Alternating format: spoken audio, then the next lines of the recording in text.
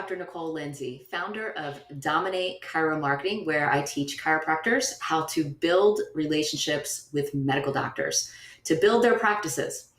Welcome to our show.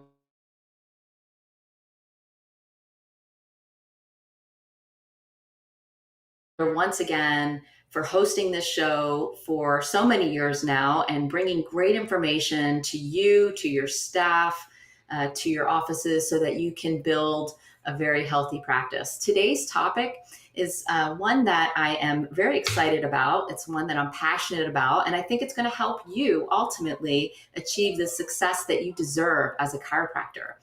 The topic is the associate assisted practice for ultimate success. Now, I feel that if done properly, that this can take you to a whole nother level in practice. I know it has for me. I've been hiring associates for many years now. I've had some very successful relationships, and I know honestly that my practice would not be where it's at, would not be thriving today if it weren't for the help of these amazing associates that I've had over the years. So let's go to the slides here. We all know that running a practice, running a small business is not for the faint of heart, is what I say. It's basically inherently risky, right? There's so many things, we're trying to mitigate risks constantly. I know ChiroSecure is helping us do that with their shows they put out, with how they cover our needs in office. But what we're trying to do is bring a service at a good price and meeting the demands of the market, meeting the demands of the patient in front of you, and also managing your staff and marketing, right? In addition to all this. So it's risky, it's not easy, and it's definitely not for the faint of heart.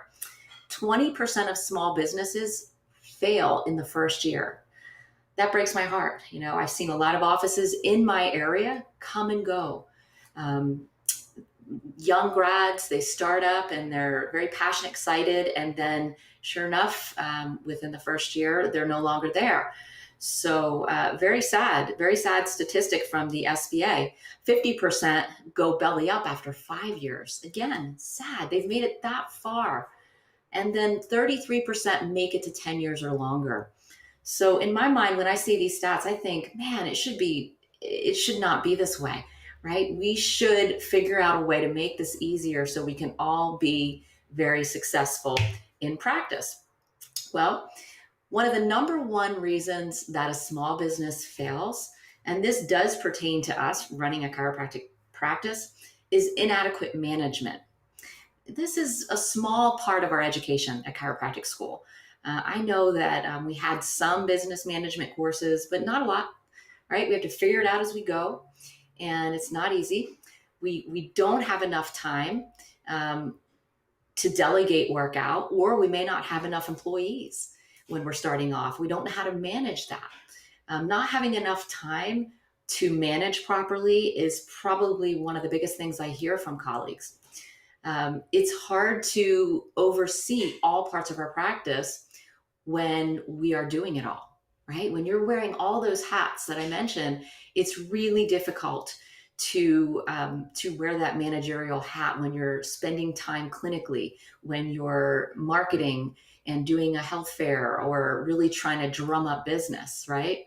And instead of outsourcing some of the tasks that you may not have time for in your office, or that maybe you're not good at, you just end up doing it all as the business owner.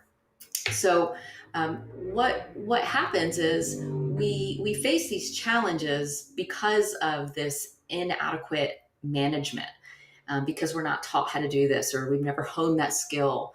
And we face these challenges and we end up maybe giving up, right? Falling into one of those statistics that the SBA just that I read on the previous slide there. But as a woman, I want to talk about some of the challenges that we tend to face. And I want to talk about some of the challenges that men typically face in practice.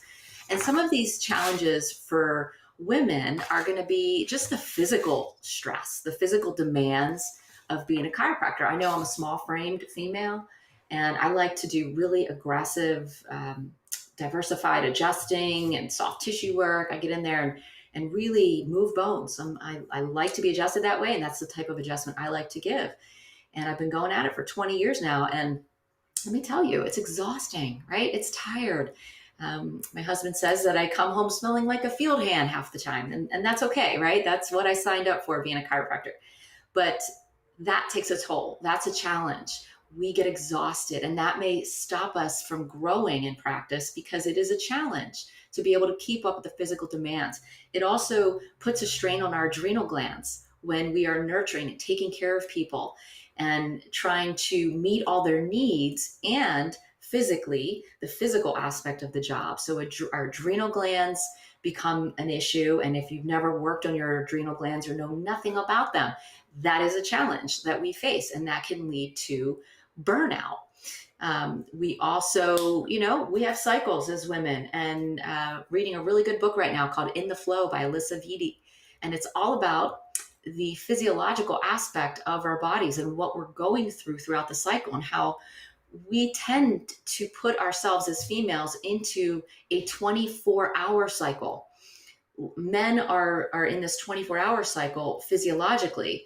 Their hormones are doing a certain thing every day. They spike and then they drop and then they get replenished over the night. And this happens every 24 hours. It doesn't work that way for women.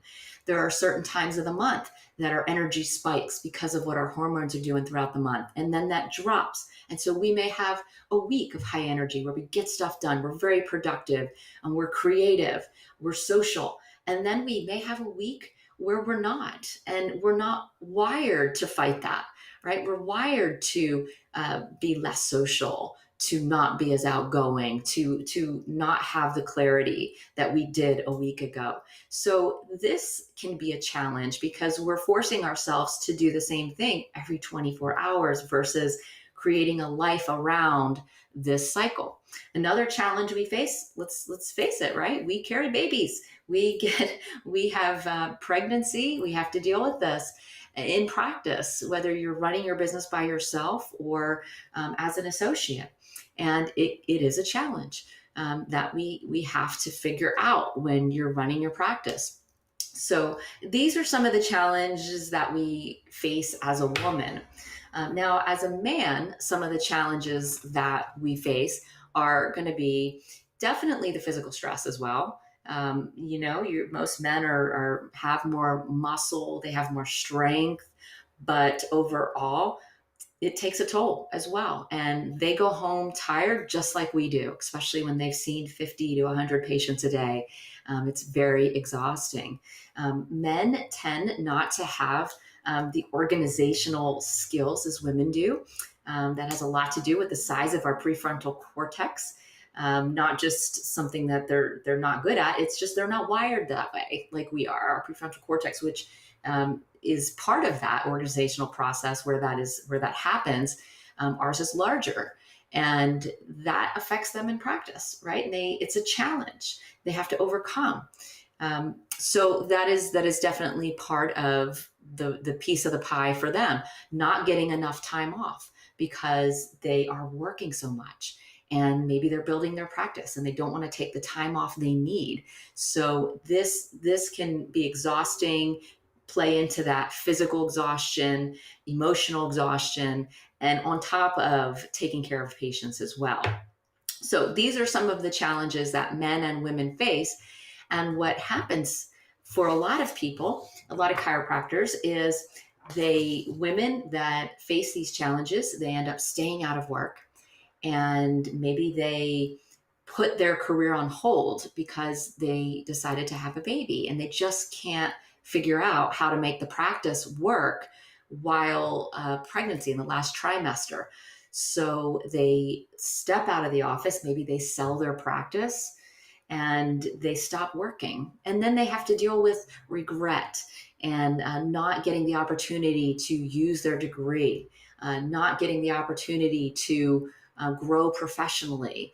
And this is real. This happens a lot. I see this in some of the Facebook groups that chiropractic women are in.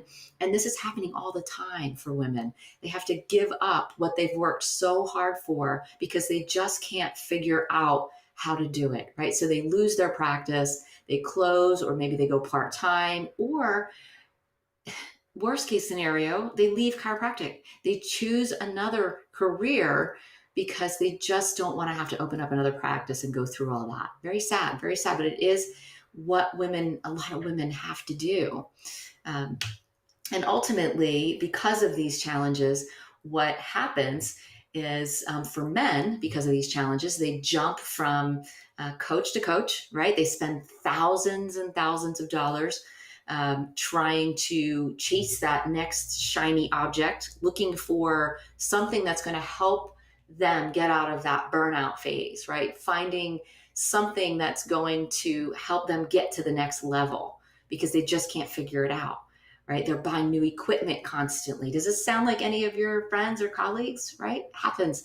And they keep chasing the next thing in hopes that that will solve their problems. And then they fail in practice because now they're overextended. They've spent too much money on all this stuff. They have coaching fees and that is not helping them. And they too get burnout. They give up and sadly choose another profession, right? These are some of the challenges. This is what happens a lot of times to men and women in practice. And what ends up happening ultimately when we are so exhausted and burned out is we start self-sabotaging everything that we've created because we are so exhausted taking care of everybody else's needs but our own, right? We're focused on our patients, maybe our family, our practice, our staff, and we're not focusing on our own needs. So we self-sabotage and we have failure. So I want to offer you a solution. If you've never had an associate, if you've never thought about getting one and you're listening to this and you're thinking, that's me, I am exhausted, I'm this close to burnout, then I want to encourage you to listen to the rest of this. I want to encourage you to hire an associate to assist you in practice. Notice I named this the associate assisted practice, right? Not hiring an associate to step in and take over for you. Sometimes that's needed if you're that burnout, and I've been there. But I want to encourage you to do it before you get to that point because it does take energy. It takes energy to train an associate. It takes energy to make it work.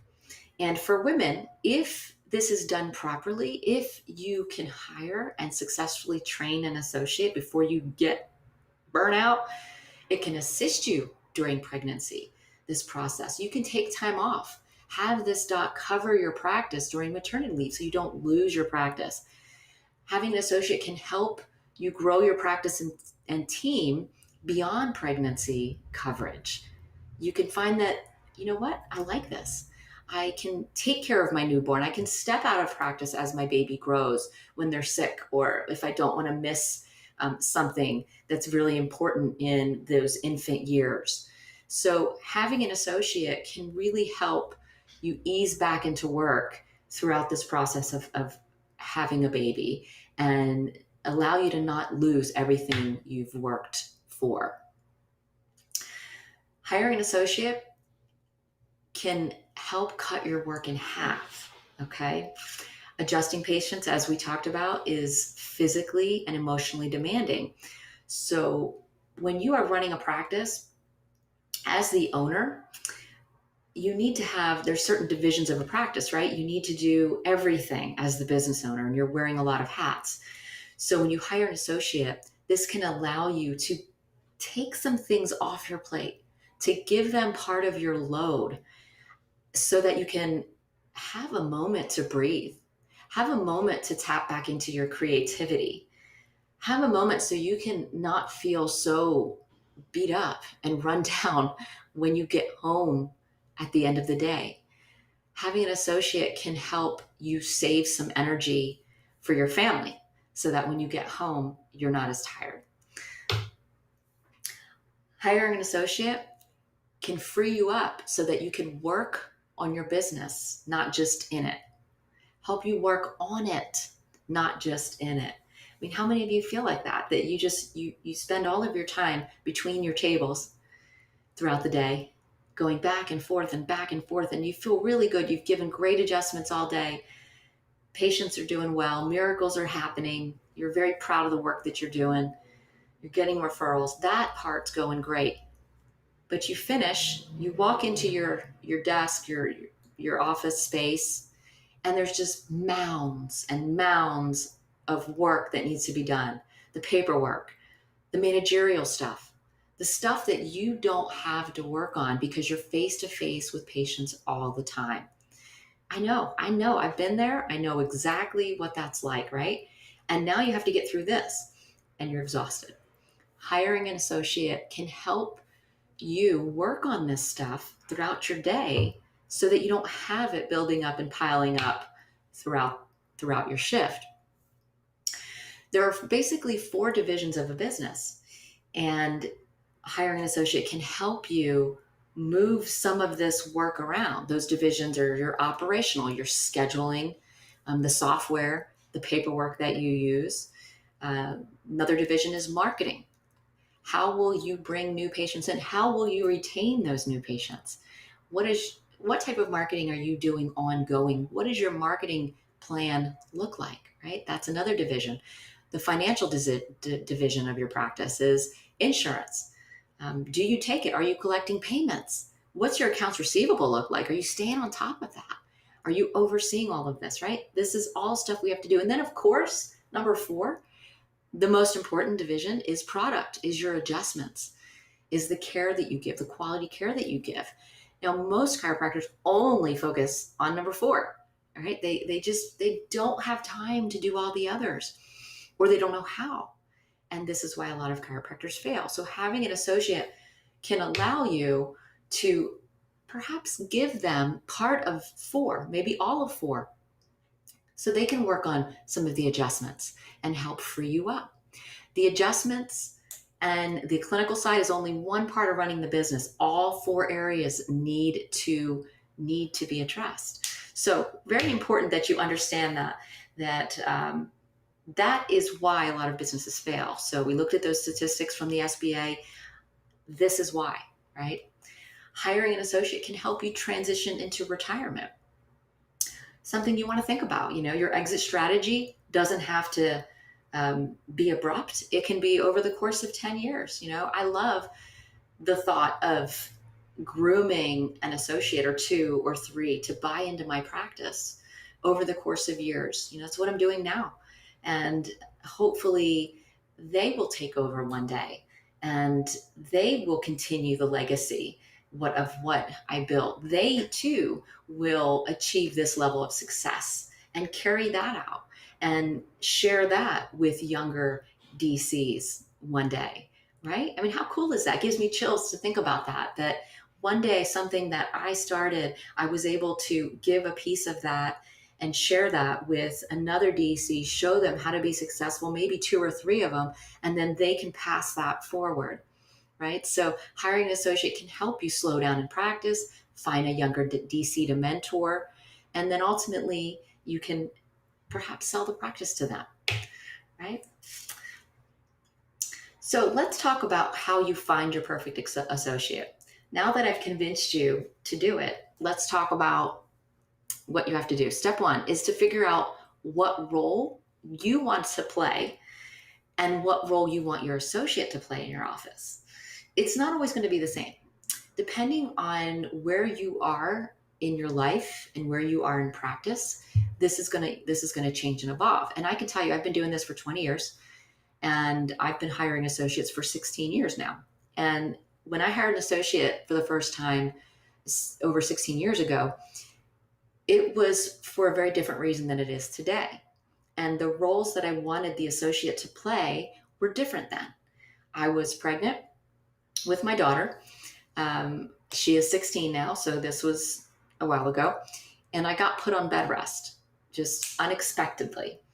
And I was told on a Wednesday during an ultrasound, yay, you're having a baby girl. My husband and I were excited.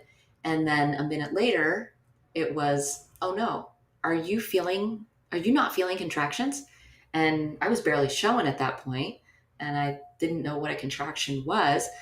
And the OBGYN said, "You are in labor right now. You need to go to labor and delivery." And I did. And that's when I was told, you're on bed rest. Fortunately, they were able to stop the labor. And the doctor came in and she said, "I've got good news and bad news. The good news is we stopped the labor, so you're okay, and your baby's okay. The bad news is you're on bed rest now until the time you have your baby." And I looked at her and said, "Are you crazy? I've got to be at work tomorrow. I have, 80 adjustments on the schedule." And she said, "Not if you want to have this baby." And so I went on bed rest. And I had been interviewing associates, but I didn't hire one yet. So I finished interviewing from my couch for the next 2 days and hired an associate over the weekend. And they started on Monday. So my needs for an associate were different then. I needed somebody to cover my practice. My needs for an associate today are different. I'm here. I don't need an associate to cover my practice. So this is really important. I'm sharing this with you because when you place your ad, when you bring them in order for them to work in your practice successfully, you have to have these roles clearly defined. You can't hire an associate because you need them to grow your practice and not tell them that. And then they come in and then they find out you need to see so many new patients and bring them in yourself or you're out of here. So I encourage you to sit down and figure this out. So some tips are to write down your strengths in business. Write down your passions, what you want to do, because you can create this any way you want. What do you want to focus on? I want you to think about what you don't want to do, what doesn't interest you, what is not your passion, and what would benefit you more in practice. And do the same for an associate. What role do you want them to play? What do you want them to take over in your practice? Maybe it's the adjustments because you've been doing it for 20 years and you're tired and you need help clinically. Maybe you don't mind doing the marketing, but you would like more clinical help. So that is a very important step in the process, is figuring out the roles. Step 2, once you figure out the roles, now you can craft your ad based on what you're looking for. I know myself, I've done this. I called a chiropractor, a colleague, when I was hiring my first associate and said, "Hey, where's that ad that you got off of so and so when you needed an associate? Can you send that to me?" And we're all placing the same ads, right? Even if it doesn't even pertain or showcase your office and your needs, we're using it, right? I encourage you not to do that. Write down based on your roles and what you're looking for. Craft your own ad based on what you need. So that is the next step. Write it down exactly what you need and put that in the ad. Step 3 is to place your ad. And this is a question all the time on some of the Facebook groups. Where do you find associates? I've always had success here in these steps. I place that ad that I've crafted on my state association's classified sites. I've gone to neighboring states and posted the ads on their classified ads as well. Sometimes there's a cost there, sometimes there isn't, but it's nominal. All the chiropractic school job boards and classified sections, I put the ads there as well. So Life and Palmer and all of them, just put them there. Indeed, you can place the ad on Indeed and Facebook groups. Just put it out there, put it everywhere. Step 4, there is no step 4. Step 4 is to just get it done, right? Just do it. Just do it. Once you hire your perfect associate, then the real work begins. Okay. So here are some tips I want to give you to make your associate relationship thrive.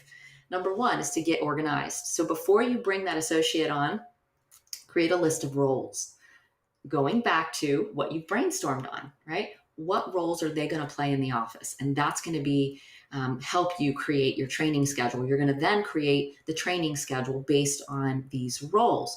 What will you teach the associate? And when? Is it going to take you a week to do certain things? Is it going to take you just a shift to show them? Are they going to cross-train with other positions? What scripts do they need? How are you going to do patient introductions and exam paperwork protocols? And then marketing expectations. Make sure they know what they need to do in order to help you market the practice. But get organized. The associate deserves that. I can also give you this tip. I've found that making announcements and proper introductions is really an important part of bringing an associate in and getting all the staff on board with the energy and the excitement. So create an announcement for your practice members. You can do this email, post in the office, like a flyer. You can post it on social media. I encourage you to do all of that and get it out there. Get a bio from your associate and a picture.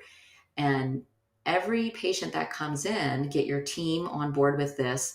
Introduce every patient to the associate. And this has to be a team effort.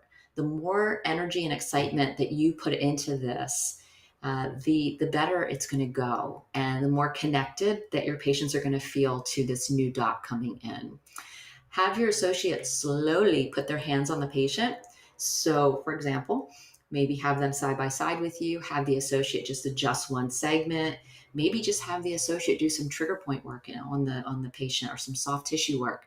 Have them assist the techs with therapies. Have them perform the exams on the patients as well. All of those will really help make the introduction go smoother. The next tip, and I think the most important part, is to treat your associate with respect.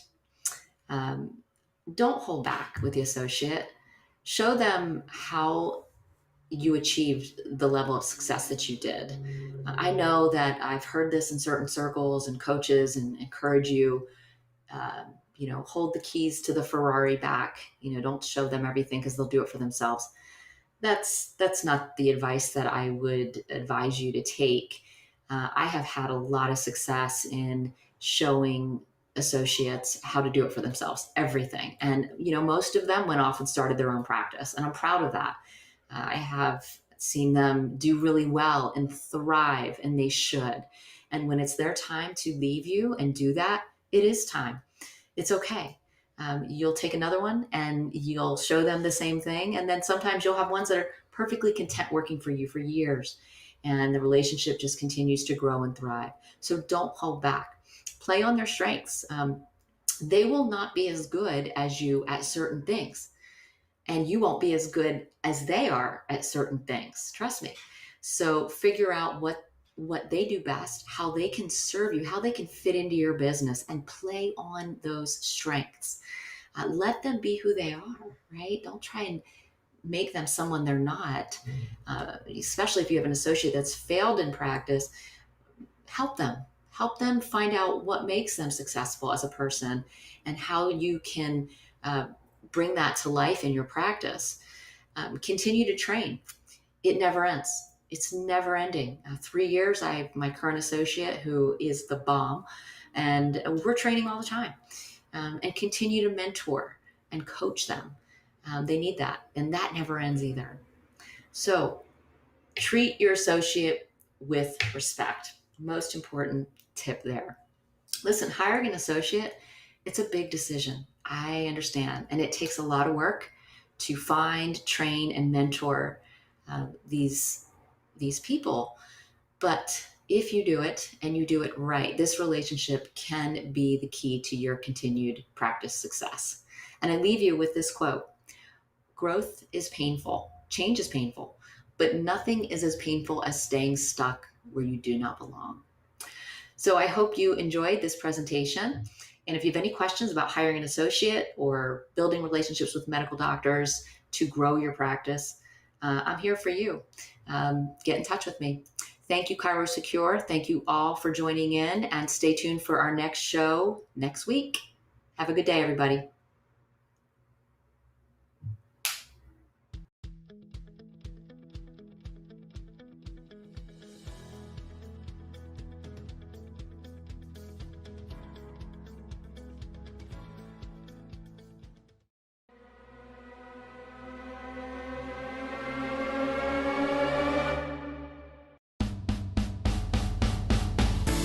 Join us each week as we bring you the best in business growth, practice management, social media marketing, networking, leadership, and lots more.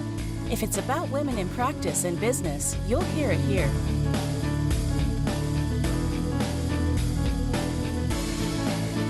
We hope you enjoyed this week's Facebook Live event. Please like us on Facebook, comment, and share.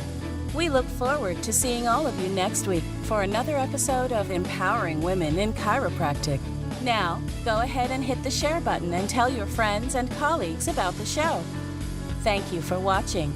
Have a beautiful day. This has been a Chiro Secure production.